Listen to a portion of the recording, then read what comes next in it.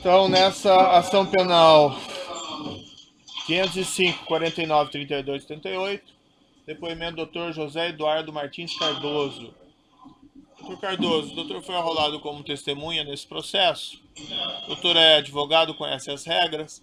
Na condição de testemunha, o doutor tem um compromisso com a justiça em dizer a verdade e responder as perguntas que lhe forem feitas, certo? Perfeito.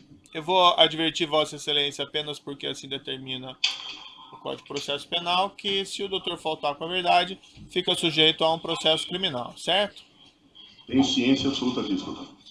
Me parece que o doutor não foi arrolado por questões envolvendo aí sigilo de advocacia, mas eu não conheço o teor das perguntas. Se houver alguma situação dessa espécie, aí o doutor avise, certo? Perfeito. Então eu passo de pronta palavra à defesa do senhor Antônio Palocci. Obrigado. Bom dia, doutor. Bom dia, doutor. José Eduardo. Conhece o acusado Antônio Palocci Filho?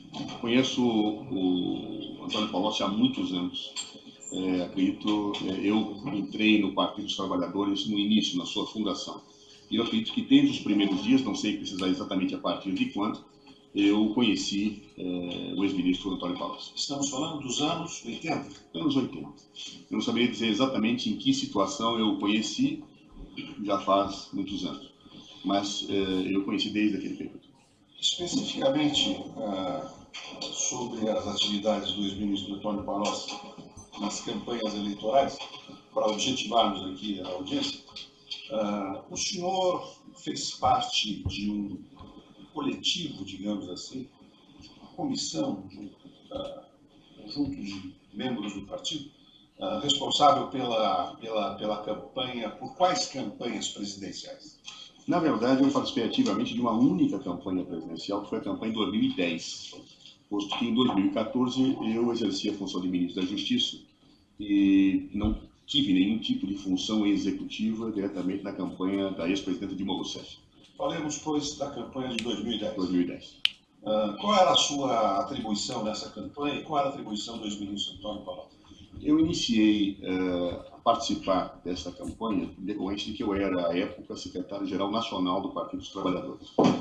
E criou-se um comando de campanha, em que então eu fui convidado a participar, como secretário-geral nacional, dessa coordenação grande de campanha, pelo então presidente Ricardo Berzolim. Posteriormente, com o desenvolvimento da campanha, criou-se informalmente um grupo executivo, digamos assim, da campanha que eu integrava, em razão de que me foi atribuída a função de coordenar a parte jurídica da campanha e, além de coordenar os advogados da época, eu acompanhava a então candidata Dilma Rousseff na sua agenda, porque sempre se tinha que ter alguém da coordenação com que ela tivesse uma relação constante durante os eventos de campanha. Então, eu percorri com a candidata Dilma Rousseff vários eventos no Brasil e no exterior. No exterior, inclusive, nós tivemos a oportunidade de estar com o ex-primeiro-ministro da França, Sarkozy, tivemos então com o José Sócrates, primeiro-ministro de Portugal, com o Zapatero, primeiro-ministro da Espanha, fizemos um tour europeu.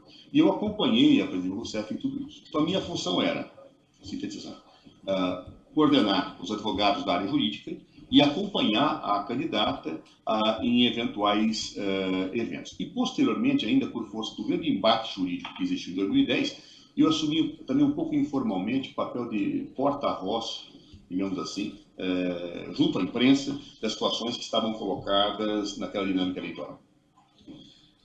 Bem, nesta campanha de 2010, qual era a atribuição do ex-ministro Antônio Palocci, além de formular plataforma ou projeto de políticas públicas na área econômica para o futuro governo?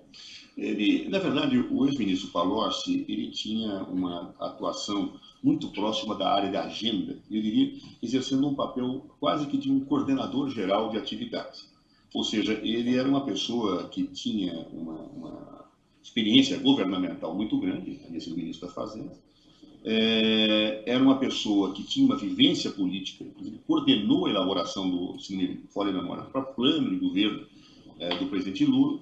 Então, uma pessoa que tinha uma inserção política e uma experiência que, obviamente, o capacitavam a assumir tarefas importantes nessa área, digamos, até de uma coordenação geral de campanha. Mas, assim, mais detalhadamente, ele acompanhava os eventos, a agenda da presidenta, e não raro, inclusive, eu mesmo na área jurídica, me reportava a ele para discutir a conveniência de tomar uma ou outra medida de âmbito judicial.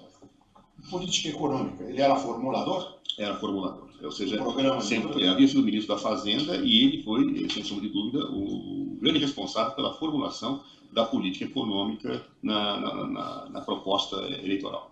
E esta formulação, ministro José Eduardo Cardoso, essa formulação pressupõe uma interlocução com os setores produtivos da sociedade, com a cadeia produtiva, ou esse trabalho pode ser feito numa redoma, burocraticamente, entre quatro paredes de um gabinete? Não, naturalmente, ele pressupõe uma interlocução e um diálogo permanente.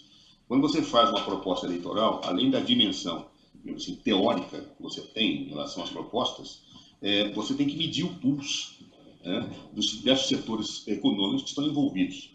E, seguramente, o ministro Palocci tinha condições de fazer isso pelas funções que havia exercido ao longo do governo do presidente Lula, além de ser uma pessoa muito respeitada no meio empresarial. Ele, certa feita, inclusive, como deputado, eu tive a oportunidade de participar de um evento em Nova York.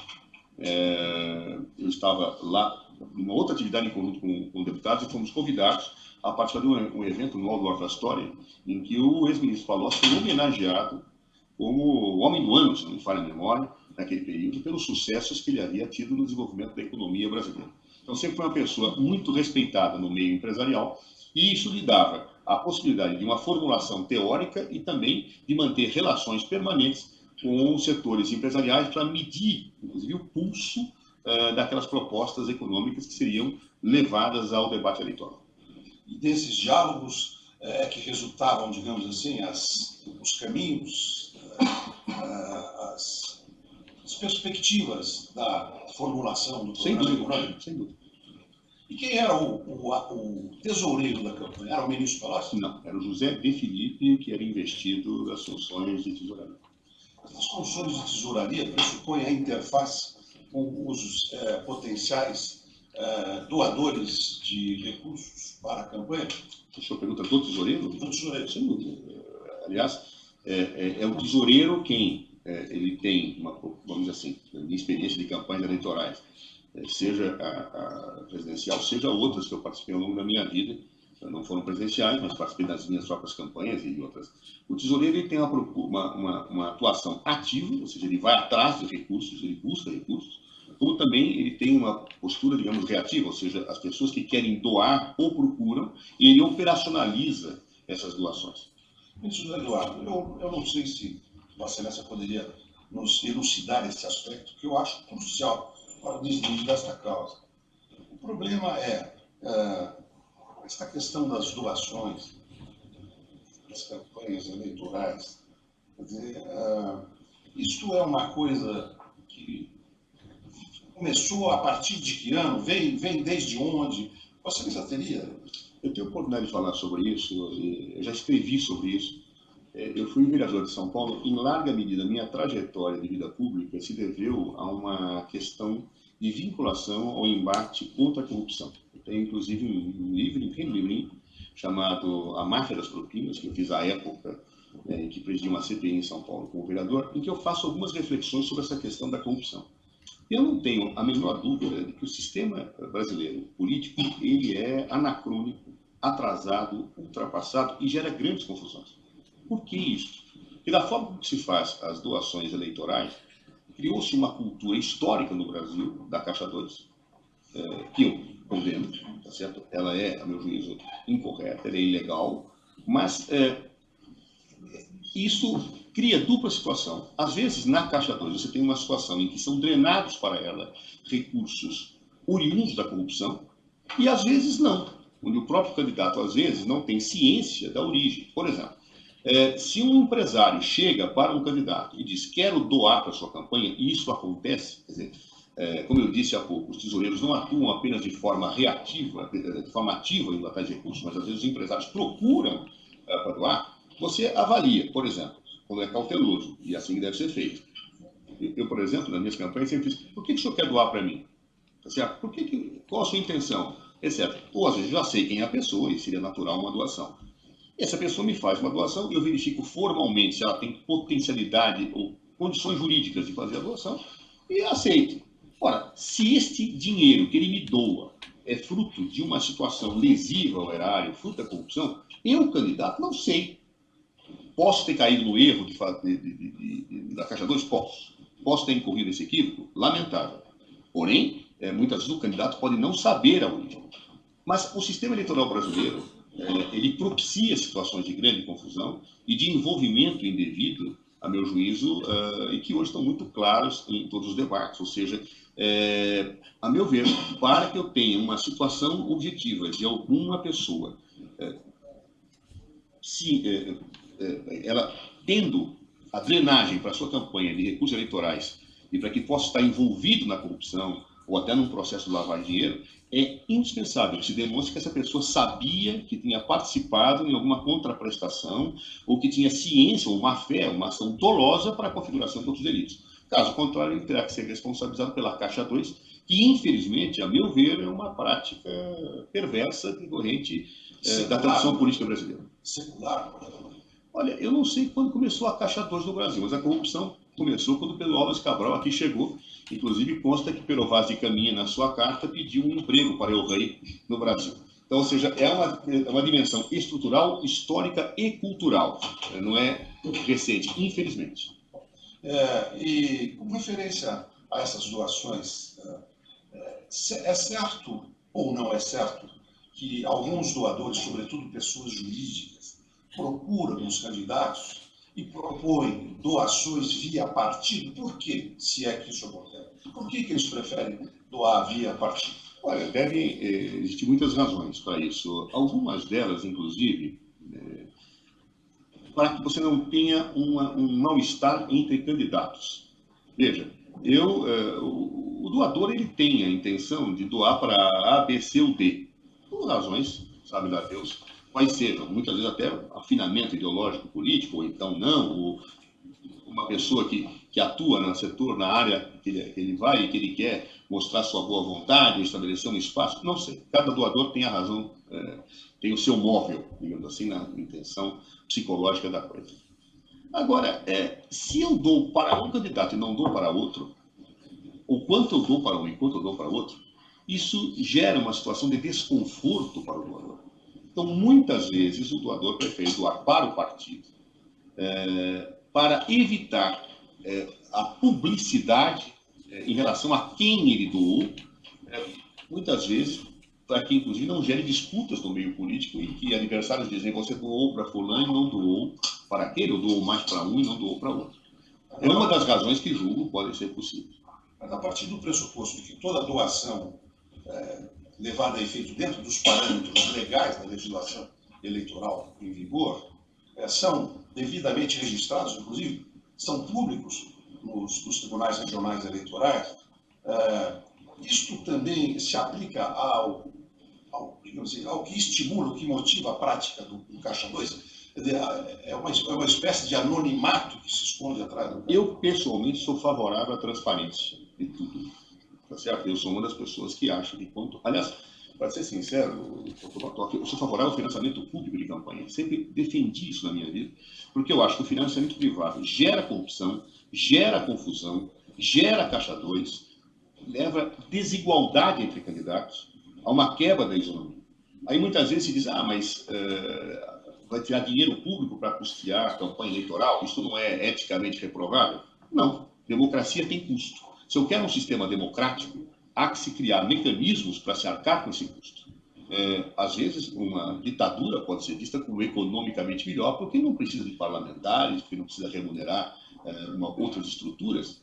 Democracia tem custo. Por isso, eu sempre defendi o financiamento público de campanha como uma forma de combater a corrupção e combater a confusão que existe nesta área. Mas, independentemente disso, havendo financiamento privado, que se tenha a maior transparência possível. É aquilo que eu sempre defendi ao longo da minha vida. Muito bem. Com referência a essa campanha de 2010, teve conhecimento de que teria ocorrido alguma doação como contrapartida de favorecimento, de corrupção, alguma contribuição que significasse propina? Nunca tive, e diria ao senhor o seguinte: quando eu comecei a travar contato com a presidenta Dilma Rousseff mais frequente, em 2010, para mim ficou clara uma característica pessoal sua muito forte, e que eu não tenho nenhum problema em afirmá-la e atestá-la. Ela é uma pessoa intransigente em relação a situações dessa natureza. Dilma Rousseff jamais permitiu qualquer situação que pudesse sair fora daquilo que eticamente se entende como correto.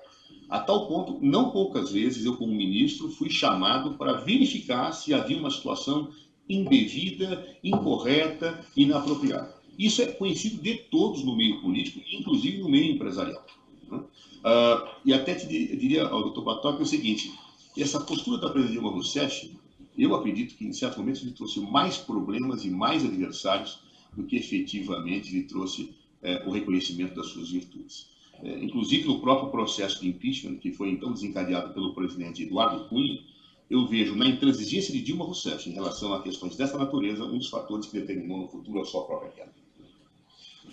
Com referência a este projeto de prospecção de óleo e gás em águas profundas, sondas, isto era uma política pública que vinha do governo anterior, se era uma política pública, e o objetivo seria o quê? Independência energética do Brasil? Como é que é esse? Eu posso lhe falar genericamente, doutor Antônio, porque eu, mesmo como deputado, eu nunca tive atuação nessa área. Minha atuação é muito concentrada na Comissão de Constituição e Justiça, na parte de direitos humanos, na parte, inclusive, da questão da corrupção e outras situações dessa natureza. Mas, como cidadão e como deputado medianamente bem informado, me parecia claro que havia toda uma preocupação do governo do presidente Lula, e que depois se revelou na quantidade da presidenta Dilma Rousseff, com a busca da autossuficiência para o país na parte energética, com a busca de novas matrizes, ou de velhas matrizes, que pudessem ser desenvolvidas satisfatoriamente. É nesta linha que eu acompanhei à distância este projeto. Mas eu não tenho condições de me aprofundar mais nesse assunto, porque efetivamente é muito distante da minha... Tem notícias por conhecimento direto, ou por ouvir dizer à época, se teria havido qualquer contrapartida econômica em relação aos conglomerados, consórcios e empresas que se dispuseram a participar desta licitação da prospecção em águas profundas? Nunca tinha ouvido falar disso. Posteriormente, passo a ouvir quando se desenvolve a Operação Lava Jato, a que eu, como ministro da Justiça, tenho por dever de ofício acompanhar dentro daquilo que, claro, a lei assim o estabelece. Ministro José Eduardo Cardoso, por que nomes ou apelidos o senhor conhece o acusado Antônio Palocci Filho? Não me recordo nenhum apelido, eu sempre chamei de Palocci. Palocci. Tem conhecimento de que ele tivesse? Aliás, ele tem um irmão que trabalhava na administração, e a gente chamava o Antônio Palocci de Palocci e o irmão de Palocinho. Esse era o único? Não, eu não, seguramente, eu também não privava. Ouviu alguém chamado por um apelido de italiano? Não, nunca ouvi. Vi agora na imprensa, né, referência a isso, mas na época. Com referência, digamos assim, à publicidade, ou à campanha publicitária de 2010, a campanha da presidente, da acusação vertida nestes autos, que houve um pagamento ao senhor João Santana, Mônica Santana, que seriam os responsáveis pela publicidade da campanha, e que este pagamento teria sido feito por publicidade. Eu não vou... Isso em 2010 ou 2014? Não estou seguro. Mas o senhor tem conhecimento disso de qualquer... Não, nunca tive. Inclusive, me chamou muita atenção isso, porque eu vi isso associado a 2014. Eu não participei da coordenação, como disse, da campanha de 2014, e nem tinha condições de participar ativamente das atividades operacionais de 2014, diferente do que foi em 2010, pelas funções que exercia de justiça. E, para mim, uma coisa ficou muito evidenciada, era a posição rígida de Dilma Rousseff em 2014, se tomasse muita cautela com qualquer situação que eventualmente pudesse ter uma outra leitura. Ou seja, ela chegava inclusive a dizer, olha, na dúvida não se aceita a doação. Tudo tem que estar estritamente regular. Por quê? Nós estávamos no bojo de um processo político complicado, com a Operação Lava Jato em curso, muitas acusações postas em relação a pessoas vinculadas ao Partido dos Trabalhadores. E ela era muito clara em relação a isso. E, posteriormente, inclusive, me surpreendeu o valor da doação feita, o valor do pagamento feito a João Santana, que, se não me falha a memória, foi da ordem de quase 70 milhões de reais, de acordo com a documentação do Tribunal Superior Eleitoral, foi entregue ao Tribunal Superior Eleitoral. O que me chama a atenção é, se for um gasto de 70 milhões de reais numa doação regular, legal, teria tido uma caixa 2 de uma pequena diferença. Quer dizer, por que não se formalizou tudo? Porque essa era a ordem muito clara dada pela candidata Dilma Rousseff. Eu, sinceramente, vendo na imprensa isso, a posteriori, me surpreendi. Mas nunca soube, na época, qualquer situação de pagamentos não contabilizados feitos ao Sr. João Santana. Uma última pergunta, Vossa Excelência, eminente ministro. Eu sei que, se isso se inserir dentro da esfera que abrange o sigilo que deva guardar em decorrência do exercício do cargo de ministro de Estado, da função de ministro de Estado dos Negócios da Justiça, eu vou compreender perfeitamente. Consta que delatores premiados, que inclusive depuseram nestes autos, teriam celebrado um acordo nos Estados Unidos da América do Norte, na justiça criminal, não me refiro a class actions, de viúvas, fundos de investimento, não. Uma ação criminal nos Estados Unidos, e inclusive teriam se deslocado até os Estados Unidos da América para fornecer elementos relativos à apuração dessas supostas ilicitudes que teriam ocorrido no âmbito da Petrobras. E que se ensaia lá uma ação criminal cujo plea bargain estipularia uma multa de algo entre 50 bilhões e 100 bilhões de dólares em decorrência da lavagem de dinheiro que passaria pelos Estados Unidos, coisa dessa natureza. O senhor pode nos informar qualquer coisa a respeito disso? Veja, eu como ministro do Estado da Justiça, eu tinha uma postura muito clara em relação às investigações, seja da Operação Lava Jato, seja de outras investigações. Inclusive com um amplo e total respaldo da presidenta Dilma Rousseff. Posição que, aliás, me valeu muitos inimigos em todos os setores político-partidários. Eu tinha uma posição clara o seguinte: o ministro da Justiça não deve interferir na autonomia da investigação. Ele não pode dizer que A deve ser investigado ou que B não deva ser investigado. O ministro da Justiça tem que garantir a investigação, garantindo inclusive o sigilo a partir de si próprio. Ou seja, não cabe a ele saber situações que efetivamente se colocam no plano da investigação. Se porventura se configuram indícios de abuso de poder por parte das autoridades que estão subordinadas administrativamente ao ministro da Justiça, cabe a ele sim tomar as medidas apuratórias, investigativas e punitivas, se for o caso, daqueles que transgredirem. Eu assim o fiz muitas vezes quando me chegavam notícias de que autoridades policiais, pois, claro, a mim não competia nenhuma jurisdição disciplinar sobre membros do Ministério Público ou da magistratura. Sempre que chegavam para mim situações de irregularidade, de abuso de direito em relação a práticas investigativas realizadas pela Polícia Federal, eu abria sindicâncias, cobrava da corregedoria, né?